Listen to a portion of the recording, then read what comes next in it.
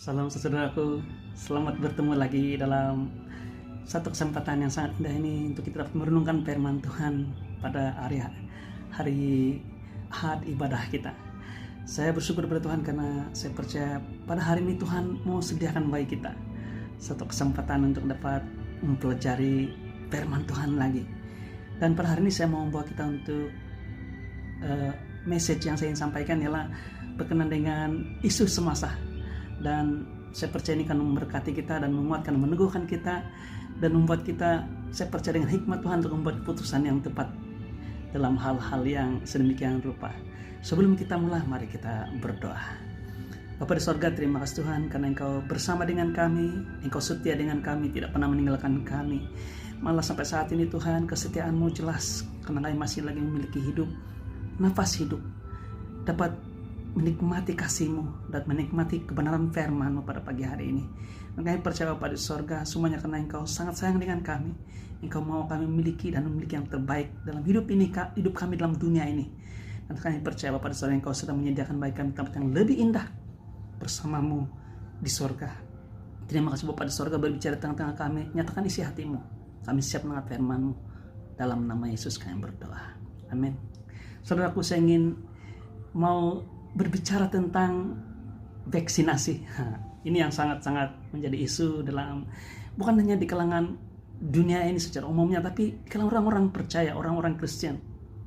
Ada tanggapan, malah saya katakan bahwa ada beberapa tanggapan yang melihat dan menafsir bahwa vaksinasi ini adalah sesuatu yang dikaitkan dengan antikristus, dikaitkan dengan akhir zaman dan sebagainya. Malah ada satu yang saya telah mendapat berita dari seorang hamba Tuhan juga, dia katakan bahwa ada yang menuduh orang-orang yang mengambil vaksin ini, maksud sini adalah vaksin untuk imunisasi corona, virus corona, corona 19 ya, lebih kurang itulah itu. Saya lupa sudah karena Tuhan tidak mau saya ingat tentang virus ini. Yaitu dia katakan bahwa orang-orang yang mengambil vaksin ini telah menolak keselamatan dari Tuhan, ataupun dikatakan orang yang ditentukan untuk menerima antikristus dan juga menolak Tuhan Yesus sendiri, begitu. Jadi satu yang sangat-sangat mengelirukan di kalangan orang-orang percaya. Nah, saya, kalau saudaraku jemaat Tuhan mau bertanya adakah penentu sudah mengambil vaksin, saya katakan ya, saya sudah mengambil 2 dos vaksin. Dan vaksin yang saya ambil ialah Comirnaty, lebih kurang itu nama dia, yang dikeluarkan oleh serikat Pfizer. Nah, ada yang di kalangan teman-teman saya yang lain juga telah mengambil, tapi mereka mengempat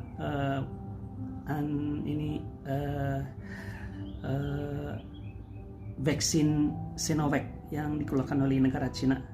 Nah, apapun virus antivirus ini, vaksin yang kita ambil itu sama saja. Yang membedakan di antara dua ini adalah Pfizer, dia lebih kaidah modern dengan modifikasi RNA dalam virus corona yang pasif ini. Sementara Sinovac adalah sejenis sistem vaksinasi tradisional, di mana vaksin ini,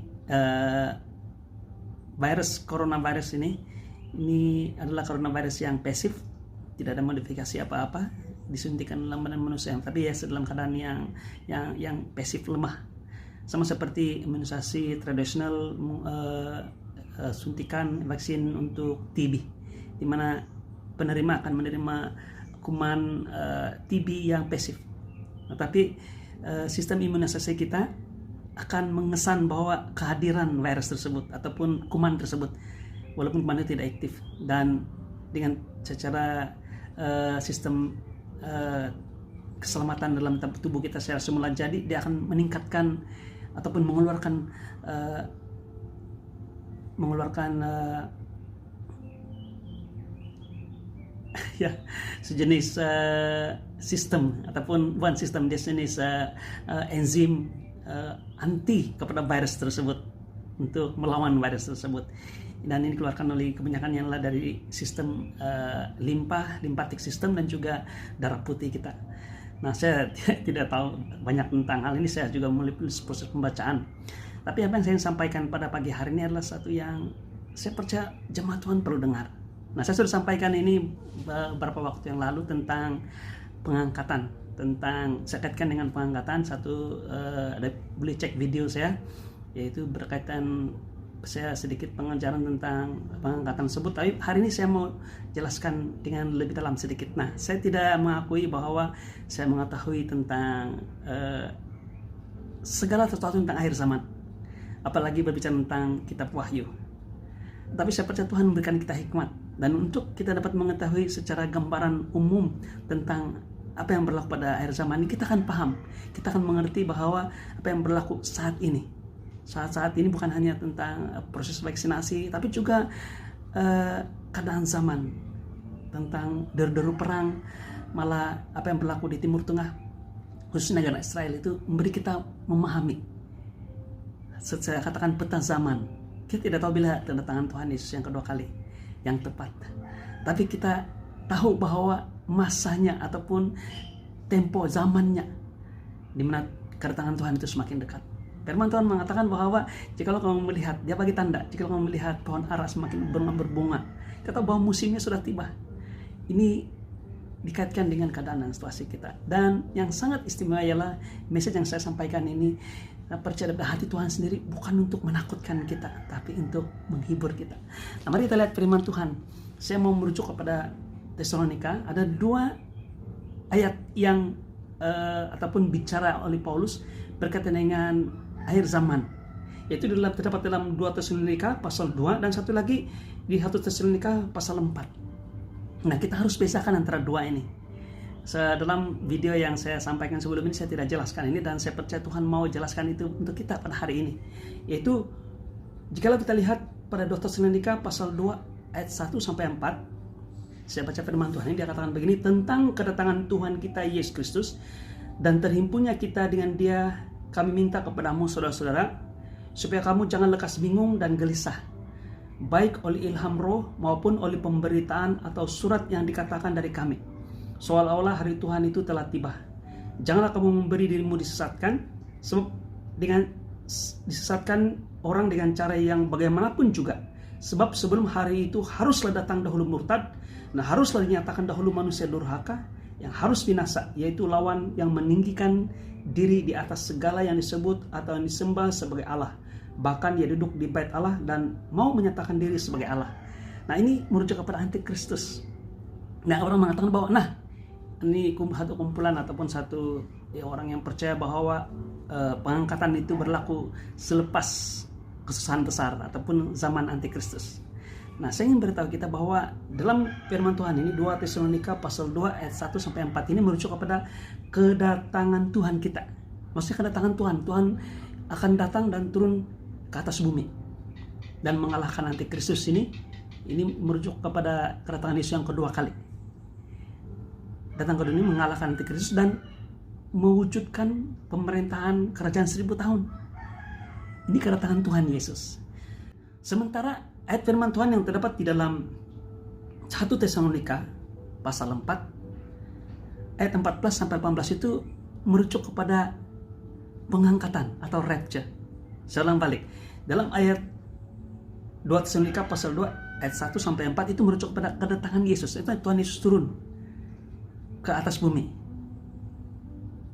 Itu berlaku selepas antikristus. Maksudnya 7 tahun kesusahan besar. Antikristus memerintah dengan luar biasa, penuh dengan penganiayaan dan sebagainya. Dan malah tanda 666 itu berlaku pada waktu zaman antikristus. Dia memberi tanda ini supaya hanya orang yang punya tanda nama atau nomor. Nomor 666 dia merujuk kepada nama, kepada antikristus ini yang boleh melakukan aktivitas kehidupan seharian termasuk ekonomi, berjual beli dan sebagainya. Nah, ini adalah kedatangan Tuhan Yesus. Sementara dalam 1 Tesalonika pasal 4 ayat 14 sampai 18 ialah berbicara tentang kedatangan Yesus hanya di awang-awangan. 1 sementara kita yang akan menyongsong Yesus. Ini berlaku sebelum kesusahan besar. Nah, mari saya baca ayat firman Tuhan, dikatakan begini, karena jikalau kita percaya, ayat 14, bahwa Yesus telah mati dan telah bangkit, maka kita percaya juga bahwa mereka yang telah meninggal dalam Yesus akan dikumpulkan Allah bersama-sama dengan Dia. Ini kami katakan kepadamu dengan firman Tuhan. Kita yang hidup dan yang masih tinggal sampai kedatangan Tuhan, ini merujuk kepada kedatangan Tuhan. Yesus berada di awang-awangan, bukan dia turun ke bumi seperti yang dalam 2 Tesalonika tadi. Dia katakan sekali-kali tidak akan mendahului mereka yang telah meninggal, sebab pada waktu tanda diberi. Ini bunyi sangkakala. Dia katakan yaitu pada waktu penghulu malaikat berseru dan sangkakala Allah berbunyi, maka Tuhan sendiri akan turun. Dia katakan turun dari surga, dan mereka yang mati dalam Kristus akan lebih dahulu bangkit. Akan dulu bangkit. Sesudah itu kita yang hidup, yang masih tinggal akan diangkat. Ini perkataan diangkat ini adalah perkataan pengangkatan ini yang merujuk pada rapture. Oke? Dia katakan diangkat bersama-sama dengan mereka. Ya, maksudnya kita akan diangkat bersama dengan mereka, menyongsong dalam awan, menyongsong Tuhan di angkasa. Ini kedatangan Tuhan yang sebelum kesengsaraan besar. Nah, saya katakan bukan tidak ada kesengsaraan. Ada kesengsaraan, saya jelaskan ini. Memang kita mengalami kesengsaraan, malas pada saat-saat ini penganiayaan berlaku. Orang-orang kudus banyak yang telah dibunuh. Mungkin bukan di tempat kita, tapi di tempat-tempat lain. Sudah berlaku sejak zaman penginjilan yang berlaku di Nusantara ini. Saya merujuk kepada di Asia, di China, malah juga sampai di Amerika Selatan dan sebagainya, di Afrika, negara kita di Papua. Orang-orang percaya, orang marah penginjil, pemberita Injil Tuhan mengalami penganiayaan dan dibunuh. Dan kita orang-orang Kristen secara tidak langsung kita mengalami penganiayaan yang sama. Karena nama, mungkin karena agama, status dan sebagainya, kita sebagai orang yang percaya, kita menjadi second class citizen. Nah, itu adalah andaian saya secara pribadi. Tapi kita dapat lihat dan kita dirasakan secara pribadi masing-masing kita. Ini berlaku. Malah Alkitab mengatakan bahwa penganiayaan itu berlaku. Tapi kita diberi kekuatan untuk mengatasinya. Nah, saya jelaskan bahwa bukan tidak ada penganiayaan, tapi ada satu waktu dipanggil kesengsaraan besar. Nah, ini berlaku, pengangkatan ini berlaku sebelum kesengsaraan besar tersebut. Nanti kita akan lihat bersama-sama apa merujuk kepada kesengsaraan besar tersebut. Dia katakan, sudah itu kita yang hidup, yang masih tinggal akan diangkat bersama-sama dengan mereka dalam awan menyongsong Tuhan di angkasa. Ini kedatangan Tuhan dalam 1 Tesalonika pasal yang ke-4 ini merujuk kepada kedatangan Tuhan, bukan kedatangan Tuhan di seluruh bumi untuk mengalahkan antikristus dan menumbuhkan kerajaan 1000 tahun. Tapi dia datang untuk mengambil orang-orang percaya. Dan ini dinyatakan dalam Wahyu. Nanti kita lihat ini. Ayat yang terakhir dalam petikan dia katakan, karena itu hiburkanlah seorang akan yang lain dengan perkataan-perkataan ini. Maksudnya Paulus mau supaya orang-orang percaya terhibur bahwa mereka tidak akan mengalami, pertama ialah kita akan mengalami kehidupan kekal bersama dengan Yesus. Jangan sedih pada mereka yang meninggal, karena kita juga akan bersama dengan mereka. Malah dia katakan bahwa orang yang meninggal lebih dahulu dari kita akan menyongsong Tuhan di angkasa lebih dahulu daripada kita. Tidak akan mendahului mereka, tapi kita akan bersama-sama diangkat. Oh, haleluya, puji Tuhan. Nah, mari kita lihat dalam 1 Tesalonika pasal 5. Ini satu lagi dia merujuk kepada situasi akhir zaman. Nah, mari kita lihat ini. Nah, saya suka membaca daripada ayat yang pertama, karena dia mau membawa kepada kita firman Tuhan ini. Paulus mau memberitahu kita status kita, kedudukan kita sebagai orang-orang percaya. Dia katakan begini. Mari kita lihat dalam ayat yang pertama, dia katakan, tetapi tentang zaman dan masa, saudaraku, tidak perlu ditulis kepadamu.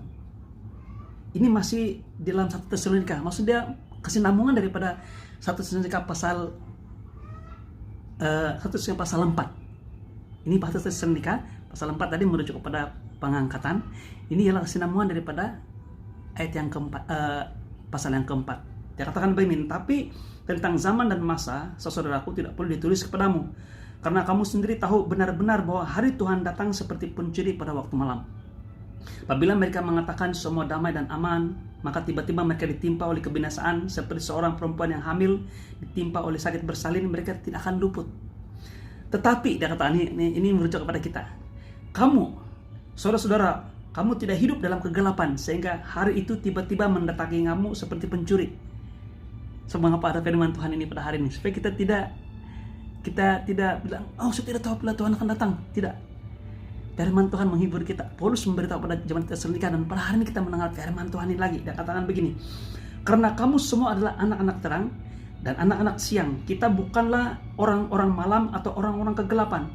Sebab itu baiklah jangan kita tidur seperti orang-orang lain, tapi berjaga-jaga dan sedar. Sentiasa dalam hati kita, sentiasa dalam pikiran kita bahwa Tuhan Yesus akan datang kedua kali.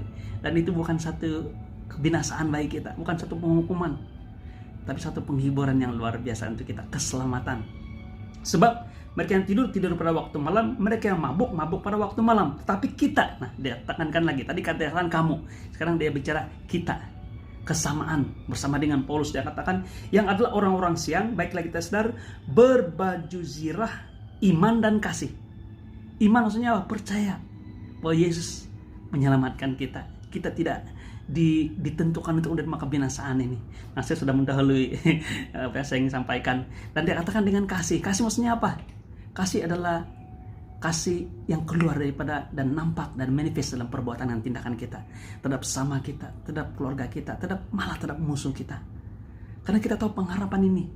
Kita tahu bahwa Tuhan akan melakukan keselamatan, melaksanakan keselamatan ini, pengangkatan ini untuk Anda dan saya. Dan kita mau supaya orang lain juga tahu dan terlibat dan bersama-sama mengalami pengangkatan ini. Kasih sini adalah terhadap orang lain, tindakan kita. Mungkin juga pemberitaan Injil secara langsung tidak langsung dalam kehidupan kita kepada mereka. Dia katakan begini,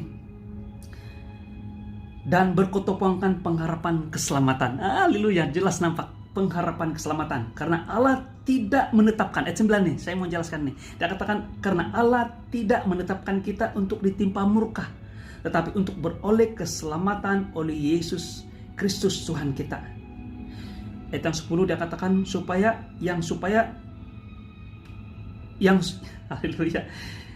yang sudah mati untuk kita, supaya entah kita berjaga-jaga, entah kita tidur, kita hidup bersama-sama dengan Dia. Karena itu, haleluya, nasihatilah seorang akan yang lain dan saling membangunlah kamu seperti memang kamu lakukan. Saudaraku, ini yang kita sedang bicarakan, kita sedang lakukan dan sedang kita perhatikan. Kita percaya, kuat dalam iman, percaya bahwa Yesus menyelamatkan kita. Dan yang kedua, dia katakan dengan kasih. Kita praktik apa yang kita percaya itu, karena kita mau orang lain juga mengalami apa yang kita miliki. Dan dia katakan sini luar biasa, kita berkotopongkan pengharapan dan keselamatan. Maksudnya kotopong dalam kepala kita, sentiasa ada pengharapan. Bila melihat kalian sekeliling, malah melihat vaksinasi ini sudah mulai takut dan sebagainya. Tidak, kita memiliki pengharapan. Haleluya. Nah, saudaraku, saya mau sebut sedikit tentang wahyu. Nah, tapi saya tidak akan berbicara secara detail tentang wahyu, tapi saya akan berikan satu gambaran, satu garis kasar tentang kesengsaraan yang berlaku. Dan adakah itu merujuk pada kesengsaraan kesengsaraan besar atau kesengsaraan yang sedang kita alami sekarang ini. Dan di manakah letaknya pengangkatan itu, dan di manakah letaknya tanda 66 itu berlaku. Dan jika itu dikaitkan dengan vaksinasi, kita boleh lihat dan kita boleh pertimbangkan, malah dengan kebijaksanaan yang Tuhan berikan, kita tahu bahwa adakah ini vaksinasi ini adalah tanda 66 ini atau bukan. Mari kita lihat itu. Jika kita lihat di dalam, nah ini garis kasar, kita lihat di dalam Wahyu. Di dalam Wahyu, kita mulai dengan Wahyu pasal 6. Kan disitulah mulai meterai dibuka. Ketika Paulus melihat bahwa, Yohanes, Tuhan memperlihatkan dia meterai. Dan meterai itu mulai dibuka. Dia katakan, siapakah yang boleh buka meterai ini? Kan? Tuhan Yesus, anak domba Allah yang tadi disembelih. Dia yang boleh membuka meterai ini. Dan dari meterai ini, dalam Wahyu 6, kita dapati bahwa meterai 1 hingga 6 itu berlaku pada meterai 1 dengan meterai sampai meterai yang ke-6 itu berlaku dalam Wahyu pasal yang ke-6. Nah, ini merujuk pada semua kesengsaraan yang sedang berlaku dalam dunia sekarang ini. Kan kalau kita lihat contoh meterai yang kedua, dia katakan, aku mendengar makhluk kedua berkata, mari, dan majulah seekor kuda lain, seekor kuda merah padam, dan orang yang menungganginya dikaruniakan kuasa untuk mengambil damai sejahtera di atas bumi, sehingga mereka saling membunuh, dan kepadanya dikaruniakan sebilah pedang yang besar. Nah, ini berbicara tentang berlaku dalam dunia sekarang ini, chaos, anarki sedang berlaku di malah negara yang paling besar, yang paling makmur, yang selama ini kita lihat sebagai negara yang betul luar biasa makmur di Amerika. Berlaku hampir setiap hari, berlaku kejadian-kejadian yang tidak diingini, penembakan, malah demonstrasi yang keterlaluan sehingga berlaku kecintaan, perompakan dan sebagainya. Itu berlaku di Amerika. Ini luar biasa. Nah, ini ialah meterai 1 sehingga meterai ke-6. Ini ialah kesengsaraan bukan merujuk pada kesengsaraan besar, tapi keadaan dunia sekarang ini. Malah juga dia merujuk mungkin pada seawal zaman kasih karunia ini, pada waktu rasul-rasul memberitakan Injil pada waktu zaman pertama kekristenan. Sampai saat ini itu yang berlaku. Saudaraku, tapi dalam Wahyu pasal yang ke-7 ada satu yang istimewa berlaku, yaitu ada satu kumpulan orang banyak. Dia merujuk pada kumpulan orang banyak, yaitu dalam ayat yang ke-9 dia katakan, kemudian daripada itu aku melihat sesungguhnya suatu kumpulan besar orang banyak yang tidak dapat terhitung banyaknya, dari segala bangsa dan suku dan kaum dan bahasa, berdiri di hadapan takhta dan di hadapan anak domba, memakai jubah putih dan memegang daun-daun palem di tangan mereka. Kemudian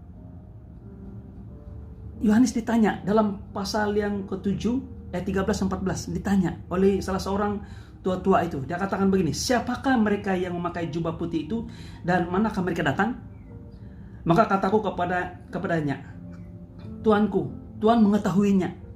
Lalu ia berkata kepadaku, mereka ini adalah orang-orang yang keluar, dia katakan, dari kesusahan besar, keluar dari kesusahan besar.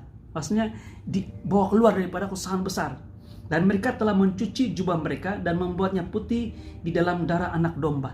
Saudaraku, ada orang mengatakan bahwa mereka keluar setelah mengalami, karena mereka bertahan. Saudaraku, karena mereka bertahan sampai akhir dan mereka dibawa keluar. Tidak. Mereka dibawa keluar daripada kesusahan besar ini karena hanya satu saja alasan. Bukan karena mereka kuat, bukan karena mereka setia, bukan karena mereka bertahan. Tapi dia katakan di sini, karena mereka telah mencuci jubah mereka dan membuatnya putih dalam darah anak domba. Karena Yesus telah menyuci, menguduskan mereka. Mengapa mereka layak? Saya percaya ini yang merujuk kepada 1 Tesalonika pasal yang ke-4 dan yang ke-5. Dia katakan bahwa mereka diangkat menyongsong Tuhan di angkasa.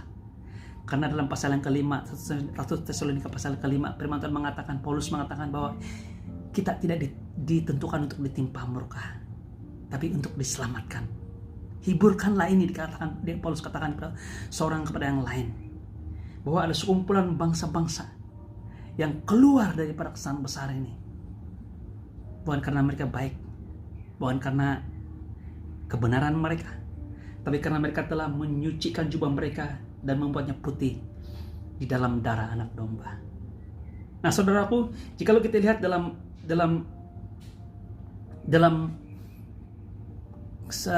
kronologi pasal yang ke-6, meterai 1 hingga 6, ada kesengsaraan, penyakit, peperangan dan sebagainya. Itu berlaku sekarang ini, tapi itu bukan kesengsaraan besar. Kemudian dalam pasal yang ke-7 berbicara tentang orang banyak, yaitu Anda dan saya, yang diselamatkan, dikeluarkan daripada kesengsaraan besar ini. Dia katakan sini, mereka adalah orang-orang yang keluar dari kesusahan besar, dalam ayat yang ke-14 Wahyu pasal 7. Kemudian kita lihat bahwa dalam Wahyu pasal 8 baru kita lihat bahwa ada 7 sangkakala. Dalam meterai yang ke-7 itu dalam Wahyu pasal 8. 1 sampai 6 itu meterai itu dibuka dalam pasal Wahyu pasal 6 dan pasal 7. Dan situ ada orang percaya yang dibawa keluar. Dan seperti ini berbicara tentang diangkat, di rapture, diselamatkan daripada kesengsaraan besar. Dan hanya pada Wahyu pasal 8, meterai 7 dibuka. Dan bila meterai 7 dibuka, di dalamnya ada 7 sangkakala. Dan disitulah saya percaya permulaan 3,5 tahun kesengsaraan besar yang berlaku dalam dunia ini. Pada waktu itu Anda dan saya sudah diangkat. Dalam pasal 7 sudah diangkat, sudah dibawa keluar dari kesengsaraan besar ini. Dan pada pasal ke-13 Wahyu, baru muncul antikristus dengan tanda 666 itu. Nah, ini adalah 3,5 tahun yang berikutnya dalam 7 tahun kesengsaraan besar ini. Dan situlah berlakunya tanda itu diberikan atau dipaksa diberikan kepada setiap orang di bawah pemerintahan antikristus 3,5 tahun itu. Saudaraku, itu berlaku pada Wahyu pasal yang ke-13. Sementara Anda dan saya orang percaya, firman Tuhan mengatakan bangsa-bangsa, suku dan bangsa yang telah dibawa keluar dari kesengsaraan besar ini, itu berlaku pada Wahyu pasal yang ke-7.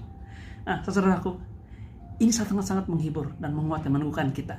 Dan saya mau simpulkan, jikalau vaksinasi ini dikaitkan dengan antikristus, jadi siapakah yang sekumpulan bangsa-bangsa di pasal yang ke-7 ini yang telah keluar dari kesengsaraan besar ini? Karena tanda 666 ini hanya diberikan dalam Wahyu pasal yang ke-13 oleh antikristus. Nah, saudaraku, untuk tanda itu diberi ataupun tanda 666 ini dipaksakan pada setiap manusia, pertama-tama antikristus harus ada dahulu. Nah, itu secara logik. Sekarang ini antikristus belum ada. Yang perlu kita lihat ialah antikristus itu akan masuk ke dalam bait Allah. Dan bait Allah itu belum dibina di Israel, belum lagi.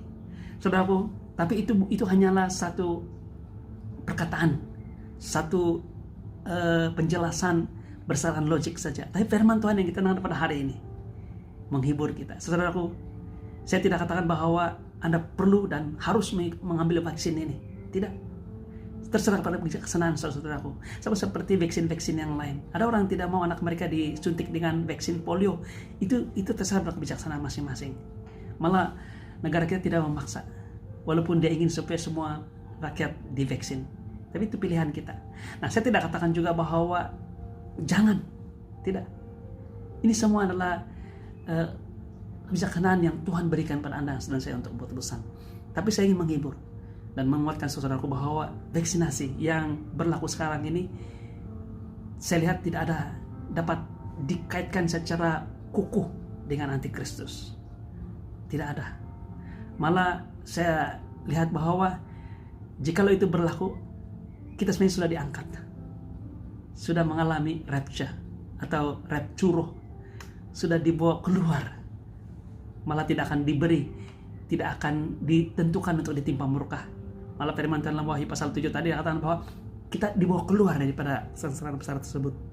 Saudaraku, saya percaya firman Tuhan pada pagi hari ini, walaupun sedikit scramble, orang katakan bahwa tidak tersusun dan sebagainya, tapi saya mau menghibur saudaraku semua bahwa kita dilindungi Tuhan, kita memiliki pengharapan. Dan saya juga mau saudaraku, kita tidak menghakimi orang-orang sekeliling kita, malah semada mereka tidak mengambil atau mengambil vaksin ini. Saya percaya semuanya sesuai dengan kemurahan yang Tuhan beri pada Anda dan saya. Tuhan buka jalan, Tuhan akan memberikan damai sejahtera kepada Anda semada untuk mengambil atau tidak mengambil vaksin ini. Haleluya. Saya percaya ini message firman Tuhan untuk kita pada pagi hari ini. Dan saya mendorong sejemaat Tuhan untuk terus berdoa dan melihat dan merujuk semula dan membaca firman Tuhan yang saya rujuk dalam Wahyu, karena saya hanya memberikan gambaran kasar saja, yaitu Wahyu pasal yang ke-6, 7, 8, dan ke-13. Malah boleh baca seluruh kitab Wahyu. Tapi untuk apa yang saya sampaikan ini, boleh baca firman Tuhan ini dan lihat bagaimana secara kronologi orang-orang yang diselamatkan itu bangsa-bangsa, malah orang Israel yang dikumpulkan itu berlaku sebelum kebesaran besar. Oh haleluya. Mari kita berdoa. Bapa di surga, terima kasih Tuhan karena Engkau sangat baik dengan kami. Hamba-Mu selesai menyampaikan message firman Tuhan pada pagi hari ini, walaupun tidak tersusun, tapi saya percaya pada surga hikmat, kasih dan hikmat pewahyuan dari Roh Kudus sendiri memberikan kami melihat dan memberikan kami kekuatan, dan lebih-lebih lagi Tuhan menghibur kami, memberikan kami kebijaksanaan, hikmat untuk membuat keputusan dalam apapun hal dalam keadaan terjadi dalam keadaan dalam dunia sekarang ini. Terima kasih pada saudara, kemuliaan hanya bagimu, dalam nama Yesus kami berdoa. Haleluya. Saudaraku, sampai kita bertemu lagi, Tuhan menyertai kita. Maranatha, sampai Tuhan datang. Haleluya. Ingat bahwa kedatangan Tuhan itu kita tidak tahu bila, tapi Dia akan datang. Yang pertama di awal-awal untuk mengangkat Anda dan saya. Dan yang kedua kali selepas kesengsaraan besar, waktu Antikristus memerintah dengan luar biasa, memberi penganiayaan yang luar biasa pada dunia ini, Yesus akan datang ke dunia ini kedua kali dan turun ke bumi dan memerintah dan mewujudkan kerajaan 1000 tahun, dan kita akan memerintah bersama dengan Dia selama 1000 tahun. Wah haleluya. Sampai jumpa lagi. Tuhan memberkati.